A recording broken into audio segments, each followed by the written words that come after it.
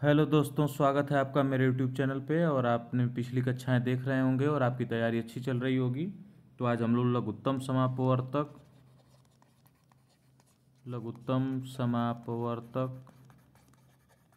और महत्तम समापवर्तक के बारे में चर्चा करेंगे। बहुत इम्पोर्टेंट चैप्टर है।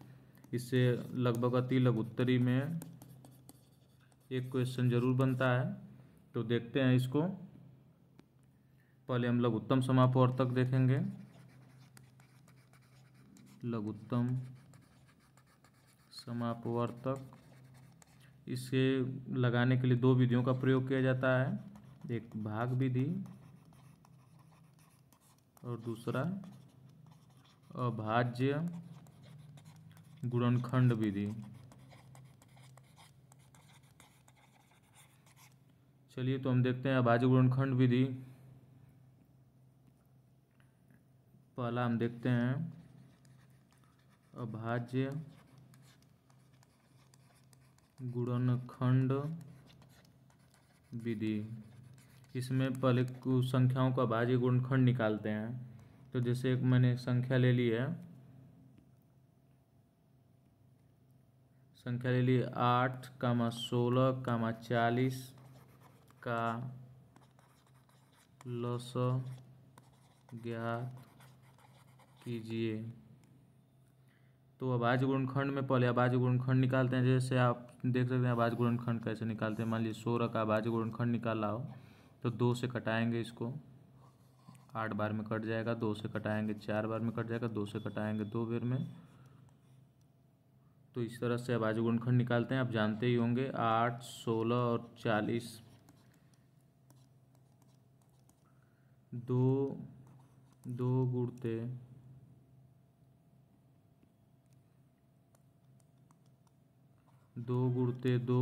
2 बराबर 2 पे 3 घात। 2 गुणते 2 गुणते 2 गुणते 2, 2 पे 4 घात। 2 गुणते 2 गुणते 2 गुणते 5 बराबर 2 पे 3 गुणते 5। तो लसाअ निकालते समय जिस संख्या को लेंगे वो सबसे बड़ी संख्या वाले को लसाअ निकालते समय हम लेते हैं। तो 2 पे 4 घात जो है संख्या 2 की पावर 4, उसको लिखेंगे। फिर कोई और संख्या दिख नहीं रही है आपको, 3, 4 दिख नहीं रहा है, 5 दिख रहा है तो 5 लिख लेंगे और इस संख्या का लसाअ इतना हो जाएगा। अब अभाज्य गुणनखंड विधि से लसाअ इसी तरह निकालते हैं। जो संख्या मान लीजिए मैं बता रहा हूँ आपको कि मान लीजिए कहीं दे दिया कि 2 पे 3 किसी में आ गया और 3 पे 2 गुणते 5, या और कोई संख्या आ गई 2 पे 1 गुणते 3 पे 2 पे 5 पे मान लीजिए 4 घात है। सबसे बड़ा वाला देखेंगे। जैसे इसमें सबसे बड़ा क्या दिख रहा है, 2 पे 3 घात, और इसमें 3 पे 2 है, इसमें 3 पे 4, तो 3 पे 4 वाला लेंगे। इसमें 5 पर 1 है, 5 पर 4, तो 5 पे 4 वाला लेंगे। तब इन सबों को गुणा करेंगे तो हमारा लसाअ ज्ञात हो जाएगा अभाज्य गुणनखंड विधि से। भाग देख लेते हैं। भाग विधि से कैसे ज्ञात करते हैं। भाग विधि से लसाअ ज्ञात करना बहुत ही आसान है। आप देख सकते हैं, मान लीजिए हमने संख्या ले ली 12, 16 और 21।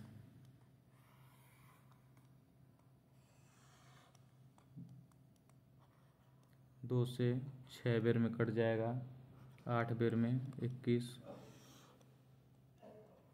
2, 3, 4, 21। फिर 2 से कटाएंगे 3, 2, 21। फिर 2 से कटाएंगे 3, 1। फिर 3 से कटाएंगे 1, 1। फिर 7 से कटाएंगे 1, 1, 1। तो इस विधि से 2 गुणते 2 गुणते 2 गुणते 2 गुणते 3 गुणते 7, इन सारी संख्याओं का गुणा कर देंगे और हमें लसाअ ज्ञात हो जाएगा। 12, 16 और 21 का लसाअ 336 है। यही छोटी से छोटी संख्या है जो 12, 16 और 21 से पूर्णतः विभाजित हो जाएगी। लसाअ को छोटी से छोटी संख्या कहते हैं।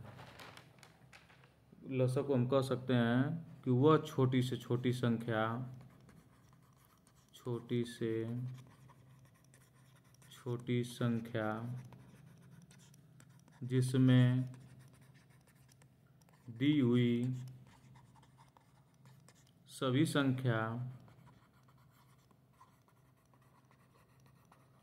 संख्याओं का पूरा पूरा भाग चला जाए, क्या कहेंगे? लॉसा कहेंगे इसको। चलिए मौसा देख लेते हैं। महत्तम समापवर्तक, महत्तम समापवर्तक देख लेते हैं। इसको भी ज्ञात करते हैं दो विधि से, एक अभाज्य गुणनखंड विधि, दूसरा भाग विधि से। तो देखते हैं हम लोग अभाज्य गुणनखंड विधि से मौसा पर निकालना। मौसा को हम बड़ी से बड़ी संख्या कहते हैं, लसा को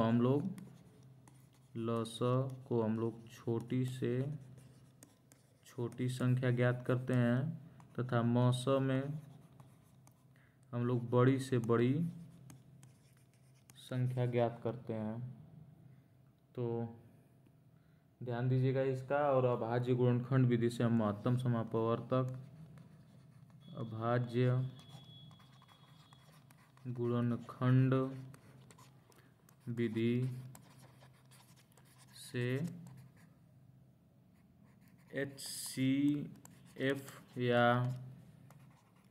महत्तम समापवर्तक निकालेंगे। जैसे मान लीजिए 15 और 35 का गुणनखंड विधि से HCF ज्ञात करना है, तो गुणनखंड विधि से निकालेंगे तो इसका क्या हो जाएगा? 1 गुणते 3 गुणते 5। 35 का गुणनखंड हो जाएगा 1 गुणते 5 गुणते 7। तो इसमें से उभयनिष्ठ क्या आया? गुणनखंड महत्तम समापवर्तक निकालने के लिए हम लोग उभयनिष्ठ देखते हैं। तो उभयनिष्ठ इसमें क्या है? 1 है और 5 है, तो 1 और 5 क्या हो गया? 5। मतलब 13, 15 और 35 का मौसा 5 होगा। भाग विधि से हम लोग देख लेते हैं महत्तम समापवर्तक निकालना। भाग विधि से महत्तम समापवर्तक निकालेंगे। भाग विधि से महत्तम समापवर्तक निकालने के लिए मान लीजिए हमने संख्या ले ली है 168, 189, 231। तो अगर मान लीजिए तो क्रम दिया हुआ है, लेकिन जब भी आप अगर महत्तम समापवर्तक से निकालेंगे तो हमेशा आप ये ध्यान देंगे कि सबसे छोटी संख्या पहले, छोटी संख्या सबसे छोटी संख्या, फिर उससे बड़ी, फिर उससे बड़ी। इसको हम ऐसे लिख लेंगे, तब जाके हम लोग महत्तम समापवर्तक निकालना शुरू करेंगे, क्योंकि सबसे छोटी संख्या से ही उससे बड़ी वाली संख्या में भाग देते हैं भाग विधि में। तो 168 भागे 189 भाग देंगे तो एक बार जाएगा, 168 हो जाएगा, यहाँ 21 बच जाएगा, फिर 21 से 168 में भाग देंगे तो ये 8 बार जाएगा और 168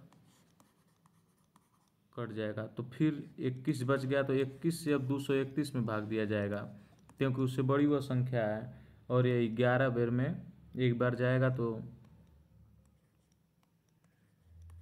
21 कट गया, 2 1 फिर 21 एक बार में कट जाएगा। तो 21 हमारी पूरी संख्या 21 से कट गई। तो 21 जो है हमारा 168 और 189 और 100, सबसे वही बड़ी से बड़ी संख्या 21 जो इस तीनों को काट देगी। पूर्णतः विभाजित कर देगी 21। इस तरह से भाग विधि से हम लोग निकालते हैं। मसप धन्यवाद आप लोगों का, और इसी तरह बने रहिए चैनल पर।